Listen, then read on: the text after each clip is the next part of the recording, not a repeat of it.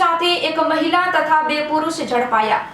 ભરૂચ શહેર C division police સ્ટેશનના police inspector A V Panmiya નાઓના માર્ગદર્શન હેઠળ સર્વેલન્સ સ્ક્વોડના police sub inspector BS Senala તથા સર્વેલન્સના પોલીસ કર્મચારીઓ પોલીસ સ્ટેશન વિસ્તારમાં પેટ્રોલિંગમાં હતા। તે સમય દરમિયાન પોલીસ કોન્સ્ટેબલ સુરેશભાઈ રમેશભાઈ તથા પોલીસ કોન્સ્ટેબલ ભરતભાઈ માવજીભાઈ નાઓને મળેલી સંયુક્ત બાતમીના આધારે GNFC બસ સ્ટેશન પાસેથી 2 ઇસમ સતીશ ખોડીદાસ સરધારા અને વિપુલ જગદીશભાઈ રાઠોડ તથા એક મહિલા ઉજાલાબેન દીપકભાઈ રાજેન્દ્રભાઈ રાઠોડને વિદેશી દારૂની નાની મોટી બોટલ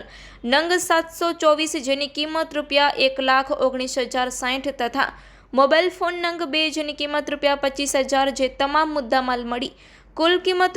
₹1,14,060 મુદ્દામાલ સાથે પકડી લઈ